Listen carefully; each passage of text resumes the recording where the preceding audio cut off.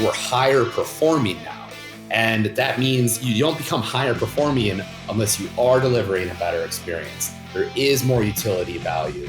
You are capturing more of the leakage in that funnel.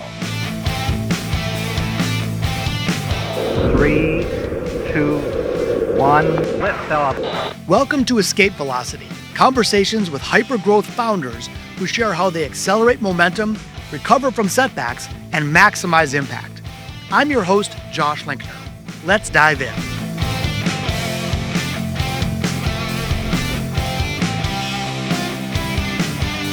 So excited to speak with you today, Matthew. You're doing incredible things. I have such admiration for you as a human being and a creator and a business builder.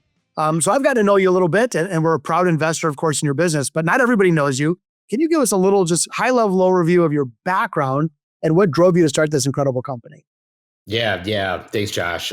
Super excited to be here. So, I'm a tech guy through and through. I started programming when I was 12 years old. I didn't even start programming when I was 12 years old. Like, my mom came home with a computer and I took it apart, put it back together, took it apart, put it back together before I'm like, oh, wow, this thing turns on, right?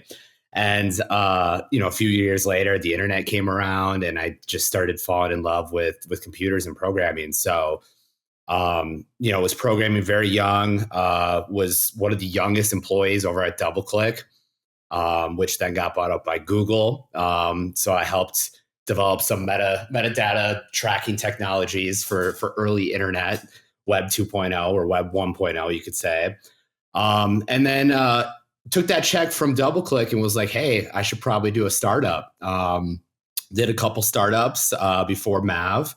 One was semi-successful and one was a colossal shit show, but that's how that goes. And then around 2018, me and my wife, we were shopping for a mortgage, and I think we were on lendingtree.com. And I remember putting my phone number in and was like, okay, let's see, what kind of deals we can get. And within seconds, I just had 18 phone calls right to the cell phone. Just like call 1, call 2, call 3, call 4, all voicemails, right? And I was like, what am I supposed to do with this, right? Like, where's the quote? Where's the let's understand what you're looking for? And I remember at the same time, I was shopping for a car and I was doing it completely over text. It was just a guy in a city over, and I was just texting with him. And we went through all the negotiation, the price, the pickup. I'll have a check when I come and pick up that car. And I remember thinking at the time, I was like, this is right here. This conversation that I'm having with this guy, we're buying this car over text. This feels right. What is happening over here on LendingTree felt extraordinarily wrong. And I remember being, look, if I can buy a car over SMS, I should be able to buy other financial services over SMS too. And that sparked the whole trajectory for the company. And I could also be part of the generation that doesn't pick up the phone anyway. So maybe that helps a little bit too. Well, I want to, before we really get more into Mav, take us back to that. You said one was a moderate success and one was not.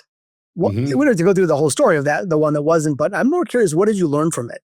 And how did the challenging outcome inform who you are, and what did you bring from those lessons learned as you brought Mav to life? Yeah. No, it's a great question.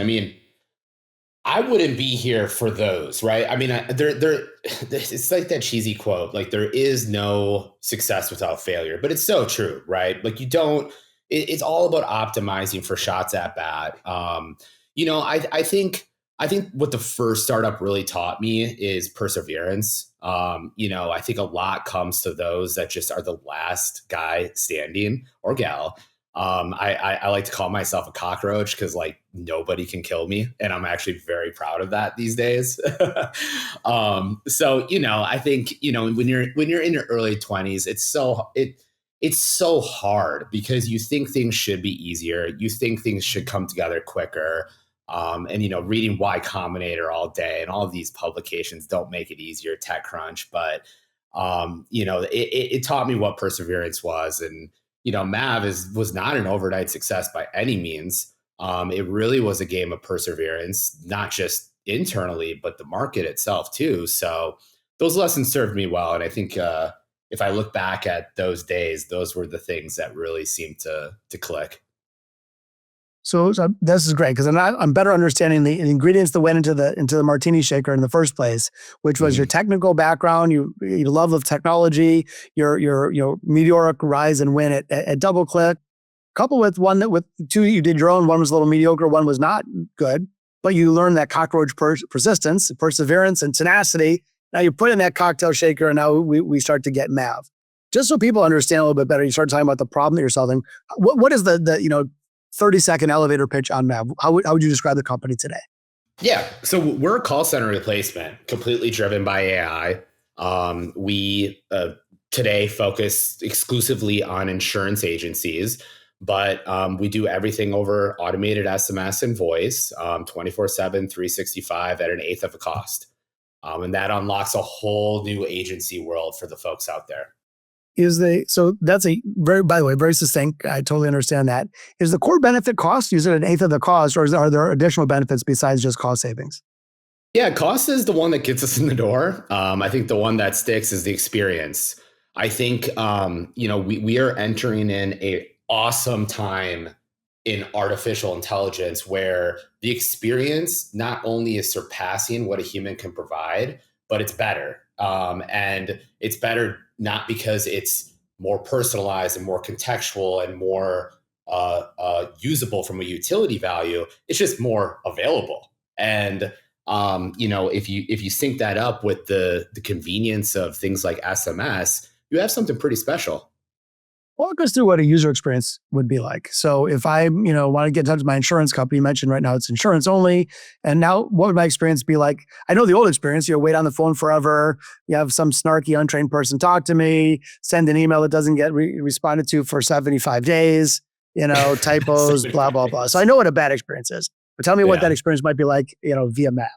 Yeah, yeah. So, very, very similar to my experience in 2018. Folks do shop around. They go to things like EverQuote, Smart Financial, large kind of, when banks compete, you win marketplaces, and you put your information in. And if a agency, whether it's independent or captive, the Jimmy Farms at State Farm and Billy Joe at Allstate, right? If they are using Mav, they'll get an automated text message, contextually relevant. So all the information that we know on that consumer goes into one experience. And the experience really is meant to capture, hey, are you interested? What are your vehicle details? Who do you have for your current insurance? What's your current coverage? Two-way, contextual, can be done over SMS 24/7, 365. And then ultimately to the point of a quote. And an insurance quote is similar to any other financial product. You get a soft quote, then a semi-real quote, and then a bindable quote. We want to get you that soft quote so you know that, hey, when we connect you with the licensed insurance agent, this call is going to be worth it, right? So we get you that soft quote. Hey, this works for me. This is in my budget. Coverage matches, price matches what I'm looking for. Loop me into a licensed insurance agent. And then we transfer them right in. And instead of the licensed insurance agent spending 80% of their time having that consultative call, they're just spending all of their time having high intent, highly qualified calls, and they're spending more time binding policies. So, summarizing, it's an eighth of the cost, better experience, better conversion rates for insurance companies, sort of better all around. And I can tell you, I really appreciate your focus on customer problems, both in this case your customers and then their end customers.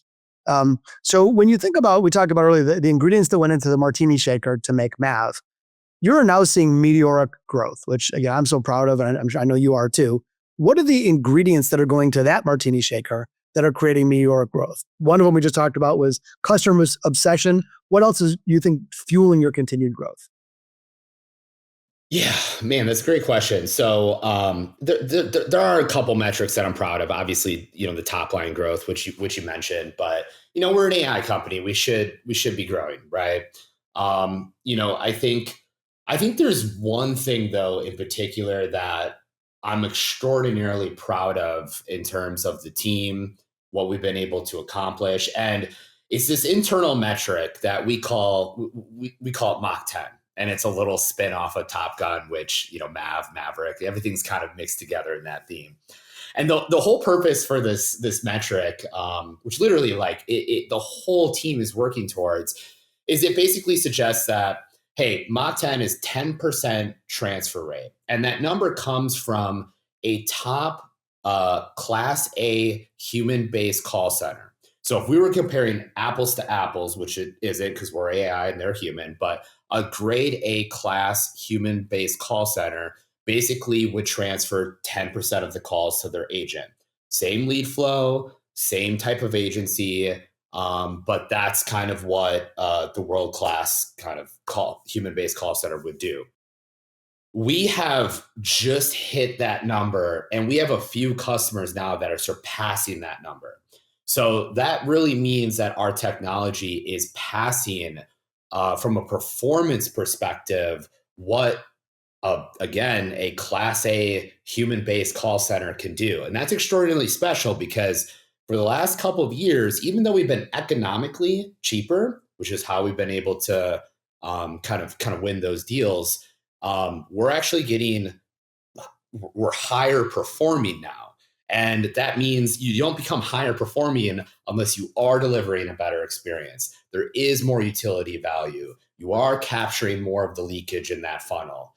So that, I mean, when I think of those two things put together, the economic viability of us, and then also just from a pure performance perspective, we're better. I do not think, looking forward, we're going to be competing with another human-based call center. It's going to be who's the new AI startup from Silicon Valley that's building better AI than us. And that's a totally different world. I'm so excited to get into that. But I think it does really kind of level us up as a company. I love that. And so, it's one thing to beat the competitors that are known and current, but where you're going is that, hey, there's going to be new competitors entering that are going to be stronger, more well-equipped, more tech forward, perhaps than historical ones. What do you do to stay on top of that? I've always had a phrase as I built my own companies that someday a company will come along and put us out of business. Might as well be us. Us. Yep. Love that phrase. What are you doing to put the Mav of today out of business with a new Mav? Yeah. So I that's a great question. And I think one of the things that we are particularly good at is understanding what it means to be vertical in this space. So we have a lot, I don't say a lot, but we do have a handful of competitors that are horizontal, right? They really, hey, all call center tech should apply to all financial services industries, whether that's mortgage, life and health, even home services, right? Like they believe that this one layer can just service all these different industries. And one of the things we learned a couple years ago is that there's extraordinary nuance to what it means in the insurance space, the independent insurance space, the captive insurance space, the standard insurance space, the non-standard insurance space. And knowing those nuances changes everything we do. And we're really on a race to just keep doing more of the jobs in that vertical lane. And I think that's kind of pushing us away from the competitors a little bit. We may not have, the most groundbreaking, fine-tuning model for our LLM, but we do have the deepest vertical tech in insurance right now by far. And we know that, hey, if you are a captive State Farm agent from Texas and you're buying leads from, let's say, EverQuote, this is exactly the thing you need to do this way. And we do have years of data to help us train on that. And I think owning that lane and doing it really well and having our customers pluck that out of us is just kind of, driving the roadmap. And I feel very comfortable with that roadmap while these folks kind of stay horizontal right now. Well, I like that vision a lot. And I'm glad that you're comfortable with it. What are you uncomfortable with? I mean, what is sort of, the proverbial keeping you up at night when you look down the lane, forget, 30 years, like 12 months. What are the things that you think are the biggest pitfalls that you need to avoid? Yeah. I mean, the biggest thing that keeps me up at night, at least with the company, is the inference models are interesting right now. And what I mean by that is you have these models. Oh, let's just use GPT for instance, right? They're getting so good so fast, and they have unlimited money to pour into whatever, however. And it's not that they're going to capture all of the vertical use cases, but I do think that there's going to be a time and a place where they have control over the consumer client experience.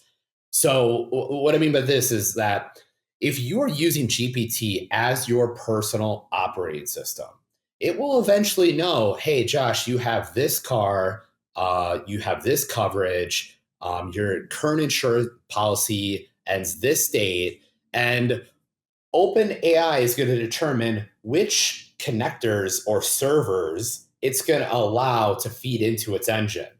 And I think that sort of, open web kind of concept could be constrained, and it could be bad for a lot of independent, smaller agencies that don't know how to plug and play into this new, almost kind of experience that I think is growing way faster than anyone even realizes. So I keep really close eye on that. I do think that there's a world in which that could be really good for folks that adopt early. And we're going to help our customers adopt and plug and play into that world early. But I also do fear that, we could get into some sort of monopoly like situation where, those servers or those connectors that offer these services into the big inference models really becomes a game of highest bidder.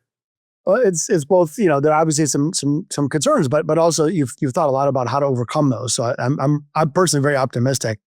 I'd like to focus a little bit more on you as an entrepreneur than the business. When you think back since the time that you started Mav to this cool moment in time that we're sharing, what are if you could sort of go back and had a do-over, what would you do differently? Do over, man. I don't live my life like that, but I mean, I guess if I had to pick a do over, I probably I probably would have focused a little bit earlier in the game. And it's hard because before you have product market fit, any signal is exciting, right? Any glimmer of hope, like, oh, whoa, this could be really big. This could work here.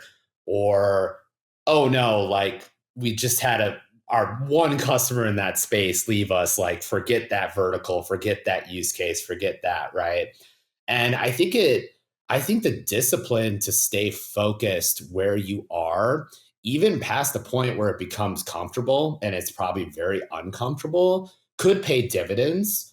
I guess I could see the case for either or, but I think getting in and focusing and settling the feet in a specific lane,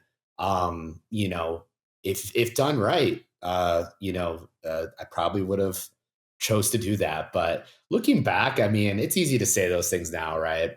This is my favorite line I've heard all month. A do-over question mark. I don't live my life like that. Boom. I mean, that by the way, that first of all, I love that, it connects with me, but that's what an entrepreneur does. Like focus on the passion. Like, look, I made some good choices, some bad ones. I navigated through it. It got me to where I am today. I mean, that's proper entrepreneurial fire right there. I just love Yeah, that. man, you don't have time. Don't have time to think that way. Yeah. You only got to focus on the things you have control over and just keep going, going, going, right? Yeah, and by the way, not burdening yourself with regret. Many For leaders sure. are always thinking about, oh, I should have done this, coulda, shoulda, woulda, and you're like, yeah, I forgot that. I'm on to the next thing, which I just celebrate that, man. Yeah. I'd love to understand a little bit better about how you make decisions. So if it's a 90-10 call, duh, but when it's a 49-51 call, where do you go? Like, is it do you close your eyes, trust your instinct, and call it? Do you assemble your team? Do you ask your wife? Do you meditate? Like, is there a benchmark that you use, like a checklist? Tough decisions. How do you make them? Yeah, man. That's a great question. I do have something that seems to be working, especially over the last maybe like year and a half that I've been kind of thinking through it. But and I forget who said this, but you ask yourself a question, and the question is, who do I serve? And if you really just start chopping those layers apart, it makes any decision really easy. Even though, hey, this could be really good for the company for this reason, this reason, this reason. But who do I serve?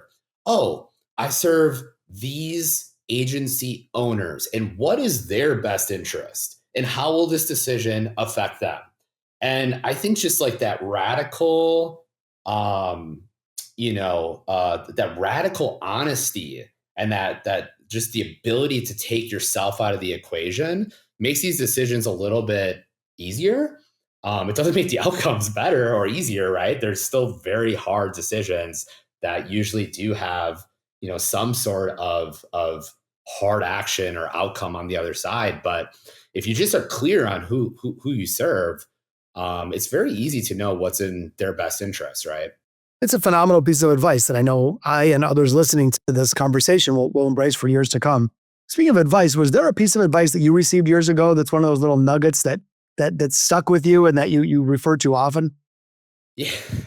I mean, I read a book that has stuck with me for a very long time. I think it was Jack Dorsey who posted his read list in like the early 2010s. And there was a book by Bill Walsh, The Score Will Take Care of Itself. I don't know if you've ever read this, but like that phrase, the score will take care of itself. Like I literally am going to get a tattoo of it, Josh. I'm not joking. Like it's the way I like to start my day. It's the way that I like to think. And it's so true, right? Like it's easy to hyper fixate on the metrics. I think metrics are important. It's important to measure, but if you're not hyper focused on the day to day and the habits that you're creating to put you in a position to win, then what the hell are you doing, right? So I whenever I find myself just over analyzing, overthinking, like, oh my god, how are we going to hit this quarter? How are we going to land this deal? Like, what am I doing right now? And what can I do in an hour from now? What can I do tomorrow to just get me a little bit closer and a little bit better than yesterday? And that just, I don't know, that just seems to work. It just seems to ease the mind a little bit, right? It's really good. You're kind of staying a little more focused on you and the entrepreneurial experience. You mentioned that you're married. You have a 2.5-year-old kiddo. Um, Everyone talks about work-life balance. I think that's more of a myth as an entrepreneur. If you want to balance, go do something else. I'm with you, man. I have 4 kids. I love my wife dearly. How are you striking? I won't even insult you by saying that there's balance because I'm sure there's not. But how are you trying to sort of navigate that where you're still showing up to be the husband that you want, the father that you want to keep yourself healthy? How are you kind of intertwining your personal and professional life? Yeah. That's an excellent question. I am one of those founders that do call a little bullshit on the work life balance. I think balance comes when you're doing things you don't truly want to do. Like I'd rather do this than that, right? I want to do them all the time, right? And that's just who I am, right? Me and my wife, it's interesting because Hillary does work here. We have a working relationship that spans over a decade, and we always joke. It's like, well, at least now she can actually care about the conversations at the dinner table, right? Like we're both vested in the same conversations. So in a certain sense, that does make it a little bit easier. But beyond that, there are non-negotiables, right? Like there has to be some non-negotiables. I have to get into the gym. I have to, get that gym session in. I have to have Saturdays with my family. Like there are little things that you find that work for you. And you just got to make them non-negotiable. And then all the other chaos that comes around that, like you basically open yourself up to it. And that's a decision you make. You get buy-in by your loved ones and your leadership team, and everyone respects that. And that seems to have worked. And it's not easy. it's never easy, right? But when you do have an obsession for what you're doing, you know, get that can check the work life balance. So well said. I mean, I think you're in a really wonderful spot in your career and as a human and as a creator. And the next one's going to sound a little overly philosophical, but hey, why not? We're having fun. You Yeah. you talked about sort of who you are now, again, which I admire deeply. Just to be clear, my question is, who are you becoming? Who do you think? What does the next version of Matthew look like? Yeah, that's a great question. Yeah, I mean, I definitely one of the things that I've been enjoying, particularly in the last probably 6 to 8 months, and the company has afforded me to kind of see this as we're growing, but I really am enjoying editing versus creating, right? So I've always been I was the guy who created the first line of code, right? Today, if I wrote a line of code like I used to, my head of engineering would probably drive to my house and smash my computer, right? And there's good reason for that, right? And I really enjoy the mentality of watching this team step into the opportunity to drive this company. And I love editing now. I sometimes I have the urge to create and like, no, let me just do it. I want to do this. But editing is becoming so much more satisfying to me as a leader and an entrepreneur. And I think it's very underrated for entrepreneurs and startup founders like myself that just have been grinding and bootstrapping and doing the hard thing for so long. When you do have a leadership team that you trust and you have a team that you're proud of and they're doing great work, like it's extraordinarily satisfying to be in the position to watch them create and then be able to edit with them.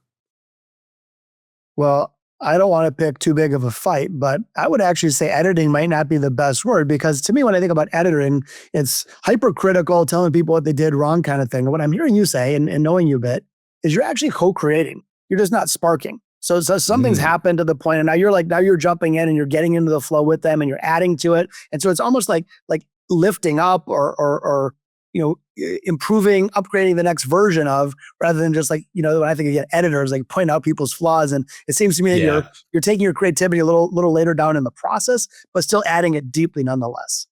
Yeah, I like co-authoring. That's a good one. Co-authoring.